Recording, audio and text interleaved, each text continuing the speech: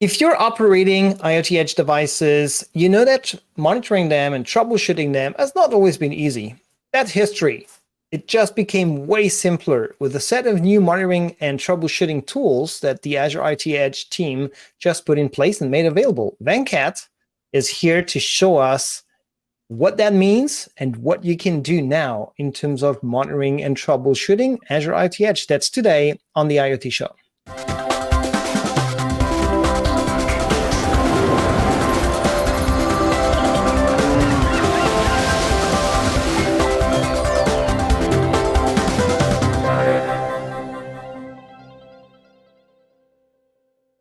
Hi, everyone. This is the IoT Show. I'm Olivier, your host. Thanks for watching. Today, we have Venkat with us. Venkat, how are you?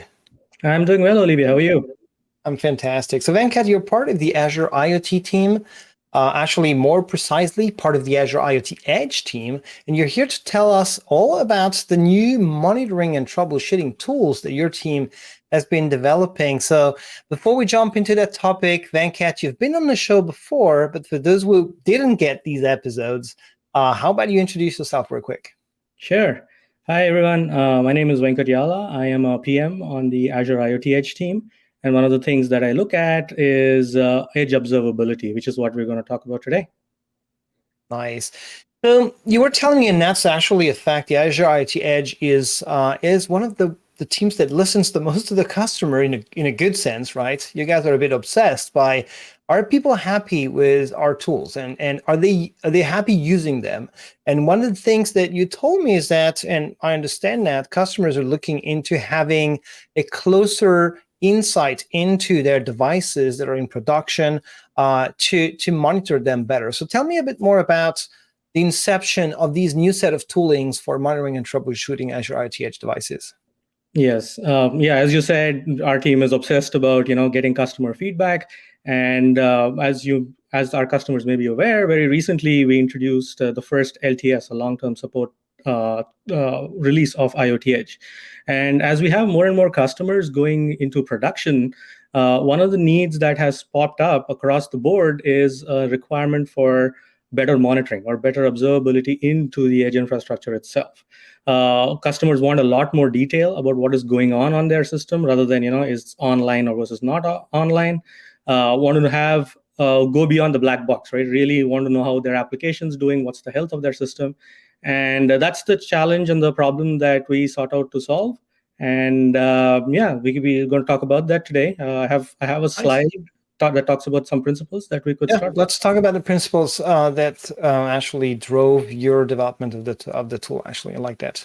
Yes. So from a principle standpoint, we went with 3 principles when we were developing our support for edge monitoring. Right? And one is to be able to leverage open and established industry standards. And this is really important because we have a lot of scenarios with edge, offline monitoring, online monitoring for other existing solutions, and leveraging an open standards allows us to target the broadest spectrum. So we went with that.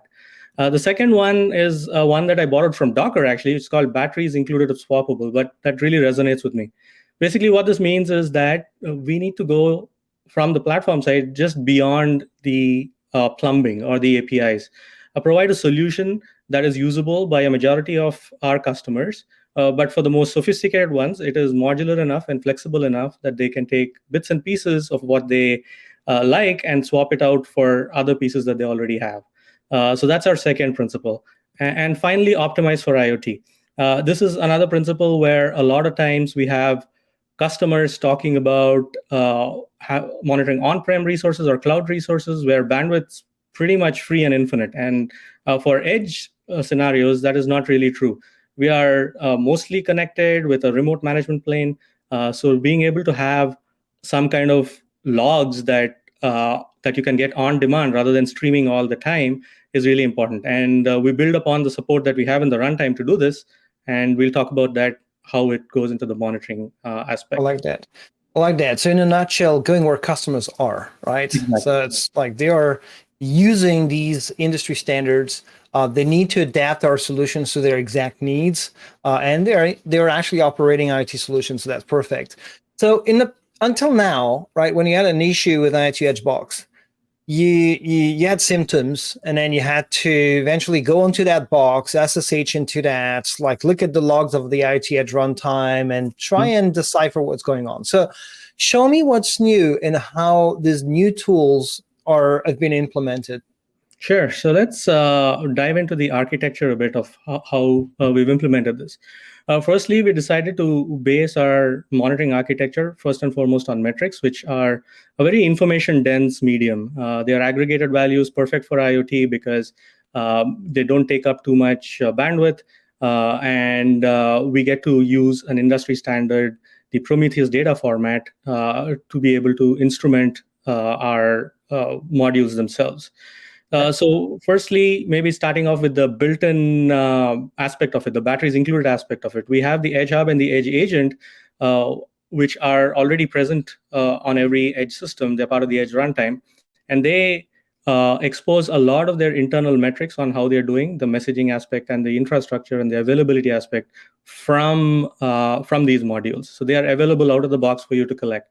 And custom modules or custom first-party modules can participate as well by exposing the metrics in this industry standard Prometheus format. Right. And from there, so now we have this wealth of data. The next challenge is how do we collect and transport it? And for that, we go to the what I have labeled number 2 here, which is the first-party metrics collector module.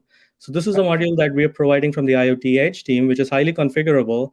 And some of the things you can configure are from where you collect metrics, how often you collect metrics, and what metrics you collect. So you can really optimize it for your scenario and be efficient in what you're transferring over. Now, this metrics module also is responsible for transporting of metrics. So that means you have 2 options that you can use. And one option is not better than the other. We'll go over the 2. It just depends on what scenario your monitoring is or how your edge device is deployed. For the first scenario, the metrics module, using its configuration, can upload these metrics and ingest them directly into log analytics using an outbound HTTPS port. That's the easiest one. That's the easiest option.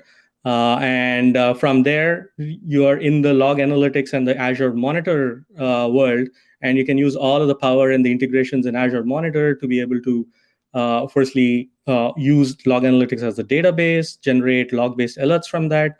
We're leveraging workbooks pretty heavily to provide curated visualizations for IoT Edge workloads, and then linking that all up to the IoT Hub so that it's super accessible right on the portal for you. Nice.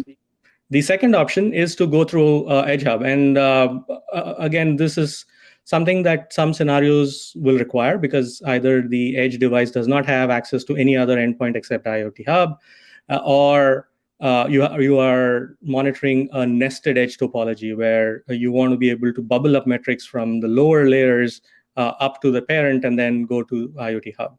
And that's path number 2, or the option number 2. And from there, we have a cloud workflow that we have to set up that will then take these metrics from IoT Hub and then move them over to log analytics. So they get to the same place in the end. They may take 2 paths to go there. And this cloud workflow itself, we're going to really deep dive in upcoming IoT Edge, IoT show with Marvin. So be sure to check that out when that drops. Totally, that's definitely going to be a go call out at the end of the show for more in depth into all of that. So we're saying these 2 options are really depending on the scenarios, because very often we tell our customers, hey, try and not open too many ports on your IoT Edge devices, and by default they don't want to, but sometimes they do. And you describe some of these scenarios where you have a choice of directly connecting over an HTTP port, or actually leveraging the telemetry port that is underneath for IoT Edge already. So, well, Venkat, great description, very promising. I think the demo that you came up with will be even more impressive. So let's jump into that. Absolutely. So here I am in an IoT Hub. This is a test IoT Hub that I've set up. And your IoT Edge customers are used to this view. They have a list of IoT Edge devices here. Here, this is a good basic view, but really you don't get a lot of information, right? Which of these 10 odd devices are active, right? And how many messages did they send? So really, there's a lot of data that is missing here because it doesn't have access to that data. But what we can do is really enrich a lot of this information with metrics. And then we can get some really cool visuals and insights into your Edge application. So to access that, you don't need to leave the comfort of the portal. You just scroll down to the monitoring section and then click on the workbooks tab. But that's new, right? The workbook thing is brand new. That's something that was not here before, right? Right. Workbooks was recently enabled. So what workbooks lets you do is it's a visual canvas that lets you build curated visualizations using your data. So now all of these devices were sending metrics with the metrics module. So they were ending up in log analytics. So now what we can really do is run Kusto or KQL queries on them and create cool visualizations. And that's what workbooks allows you to do. Okay. So normally you would have in the public templates, you will see IoT Edge different views. A fleet view is the view that we will start with. I will go with a view that I have been modifying recently. By the time this video drops, all of this would have been integrated back into the public template. So you should be good there. But let me start from here. So you saw that view from the portal. Now you'll see a different view, and right away you see a lot richer information. Firstly, you see that on the right here you have these devices. You have the device names, and then you have two bars next to it, right? And then you can just mouse over them and see how many upstream messages and how many local messages were sent. And then you can filter based on any device that you want to specifically search for.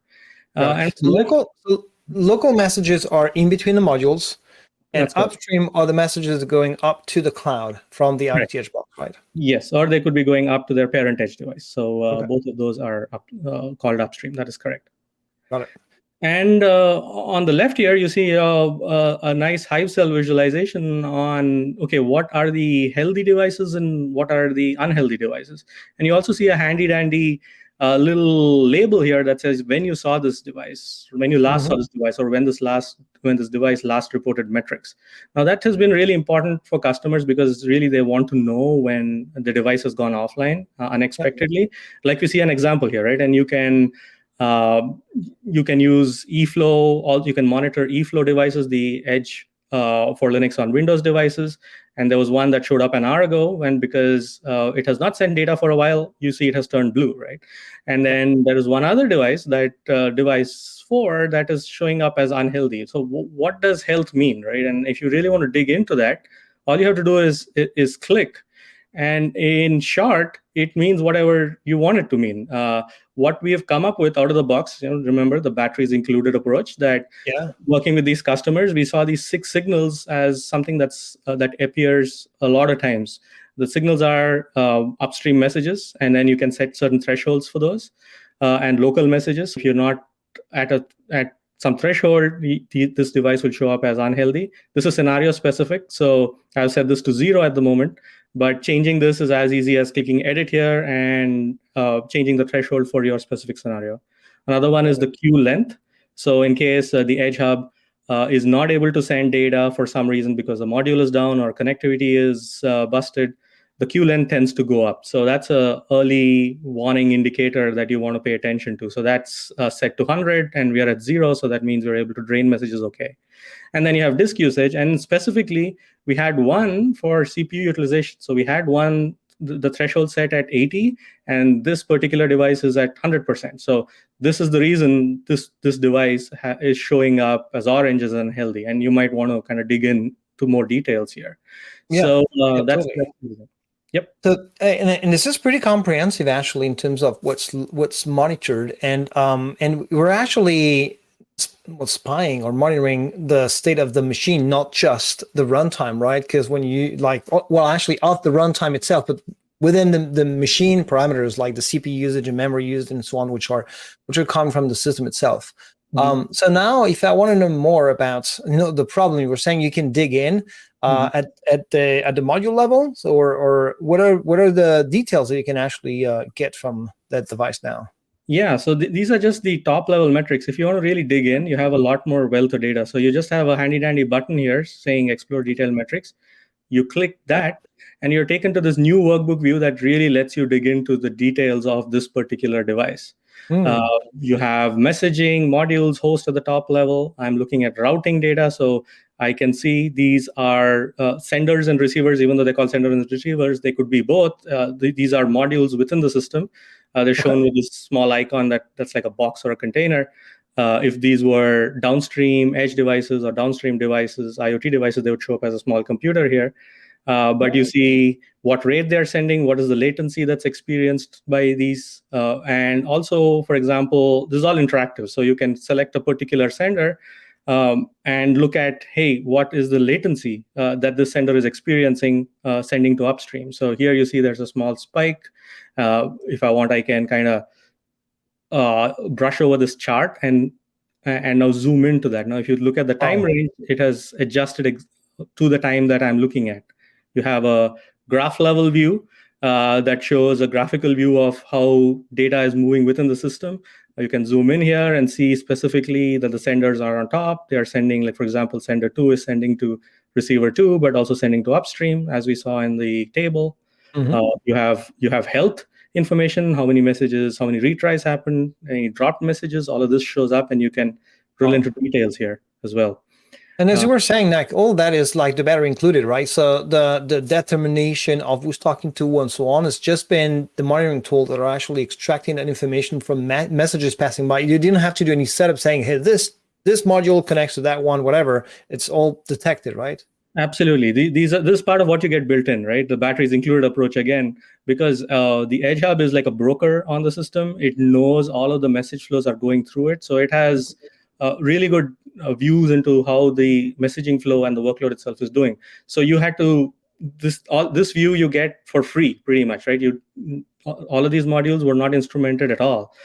So it's pretty powerful out of the box. And just imagine if you have more scenario specific metrics, you can always augment these visualizations to include those as well to really turbocharge this. Nice.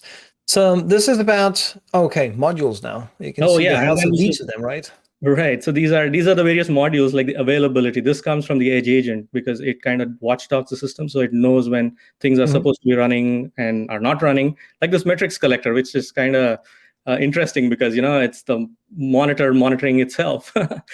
True. Actually, yeah. It's not 100%, by the way. What's going on? Yeah, exactly. So the problem here was when I first added this module, I messed up the configuration, so it didn't start up correctly. So then Edge agent started tracking it, saying, hey, this thing's not running. And now, we're slowly making our way up to 100%, but we're still at 99.96. That's actually accidentally you showed a demo of something that was detected as a problem by the system like that. And the fact that you monitor the monitor, it's pretty powerful as well. Because, as all the monitoring tools, they are a bit intrusive, right? Because they use resources, they use memory, they use CPU as well. That's an additional module in your device. But the value you get out of it, I mean, like people I hope are starting to realize the value you get out of these tools. We'll see even more, I'm sure. But that's pretty impressive already. Yep. And to that point, right, you want to look at any module CPU utilization. As you see, this thing's not doing much, right? It's waking up every 5 minutes and just collecting stuff and sending it over. So it's pretty low, but yes, you could have other modules that are kind of run away or have some bug that may be consuming more resources than you expect. And you get a view remotely right from here, either at the module level or, at a complete system level. And then you also have the host level ones that we looked at before as well. As you see, I put in some workload here that really ramped up the CPU, and that's why it's showing up as 90. But that's what made it unhealthy in our case. And you just showed us some very smart filtering, right? And then you have a context when you evolve in these pages. You're still in that context of that filtering with the timing and so on. So you can actually do your analysis of a problem very comfortably. So this is proactive, right? You're actually going into the data to see what's going on. But at scale, when you have an actual solution in deployment with many IoT Edge devices and so on, you cannot just spend your time navigating through that portal. So I'm sure you have a way to set up alerts so that you can have a system reacting to these problems. Absolutely. So because once we have these metrics and log analytics, we can harness the power of the platform, right? So here, as you said exactly right, this is looking at one particular IoT hub. this is fine for dozens of devices. Maybe these things just zoom out when you have more devices show up, so you can just click on the color and then figure out. But that's still proactive or reactive. You have to do this manually. But now you have this alerts tab, which kind of gives you that at scale motion, exactly what you're talking about, across multiple IoT hubs. So if you see here, I can select my subscriptions, my resource groups. I can select across, I might have half a dozen IoT hubs. And right here, I get a map view saying, I have only one hub in this example, but you may have multiple across the world. And then you have, hey, 96 new alerts came up at Sev3. And if you really want to dig in, what you can do is just click in here. And because all of the data is in the Azure Monitor platform, you can create log-based queries that let you alert when something happens. Like, for example, this, where the messages are not at an expected rate, right? I click in the context of the alert itself. I know the affected resource, what time it happened. It also shows me the query that I used, the KQL query that generated this alert. And then if I scroll down, I have some dimensions that tell me exactly which edge device actually generated this alert. And we make this even more easier using the power of workbooks, because we can extract this context from the alert and display it right here. So if you see, that same device shows up as a handy link right here. And if I click on the link, I am taken to that exact details view that we went over, right? And what's interesting is you're kept in context. Like if you see the time range, we're looking at the time exactly when the alert happened. So you're not then saying, okay, now I need to zoom into the time of interest. We automatically extract that context from the alert. And then when we transition you over to metrics, we keep that context, both the device name as well as the time when this particular alert fired. That's magic. So now you are at a point where you got notified of an alert, right? Something went wrong. You're able to see at a high level, the status of these modules at the time the problem happened. At this point in time, what you would do today, like if you had the chance of having all that information already, you'd actually SSH into that box and go scavenge, I would say, the IoT Edge logs. But I hear that there's a new way to do that now, right? Yeah, exactly. So exactly right. That was how customers have been doing this so far. But like I had mentioned, we have the IoT Edge runtime itself is enabled to pull logs on demand. The problem is, or the challenge is, from where do I pull? When do I pull it, right? And how do I pull it? Do I need to now change tools and go to the CLI or somewhere else? So we made that really easy for the customer. And now all they have to do is click on this troubleshoot live button. So one click and we're right here, right? And a lot happened in that click. So let me unpack what just happened here. So the portal got the context from the workbook on which device was being monitored or looked at. It also got context on what time range is of interest. So instead of that needle in the haystack digging, you know exactly at the time of the alert that this is the period of interest. And on demand, it has reached out to the edge device and pulled logs from it. And then these are the edge agent logs. You can look at the edge hub logs right here, and they just instantly show up, right? You have 591 lines for this time period that showed up. Now, within here, you can do even more filtering. You can say, I want to look at errors and warnings, and then these are the errors and warnings. So we've gone from maybe something that takes minutes to literally 2 clicks. So let me do that. Let me show you again, right? From here, click 1, you go to the device, start looking at the logs or the metrics. Click 2, you are at the correlated logs. So that, we believe, really improves the user experience, and our customers are going to crazy. And you're in the comfort of the cloud right now, so you didn't even have to get into the device physically or remotely and navigate whatever terminals or whatever. Exactly. You are just there diagnosing a problem, and you're accessing logs that, by the way, have not been pushed to the cloud regularly. You're just on demand picking on the local logs that you really need, right? Exactly. And it's even better than that for the nested scenarios, because even if SSH were an option, they're not really an option for devices that are deep in a nested chain or a level. This particular technology, because it goes through the IoT primitives, is able to pull logs even from a device that may be nested 3 levels deep. So you could never SSH into it, but now you can pull logs on demand whenever you want at the click of a button. That's going, so that phenomenon, that's going actually directly to the IoT Edge. So there's no need to open a new port, like not for SSH, but not even like for the logs itself. You want to keep things locked down, as you were saying. If you're on a multi-layered, Purdue network, for example, you can still access the downstream devices on layers that are totally oblivious to the existence of the internet. So that's pretty impressive. Pretty impressive. So Venkat, one last question. So you showed us like the alerts, and you also told us that the whole idea and principle is about providing APIs and tooling. So I guess, and I would like for you to confirm that then customers can also implement some level of automation, because I think I've seen when you were showing the logs, which is the section that we call troubleshooting, you can actually restart a module, right? But there's more you can eventually, as a customer, your scenario, maybe there's more troubleshooting that you might want to automate. So are there ways that you can get alerted and then take an action using the regular APIs of IoT Edge, I guess? Yes, absolutely. So basically all this is API driven, right? So what you can do is, this particular alert is just displaying it in a workbook here, but an action group for an alert can be execute an Azure function.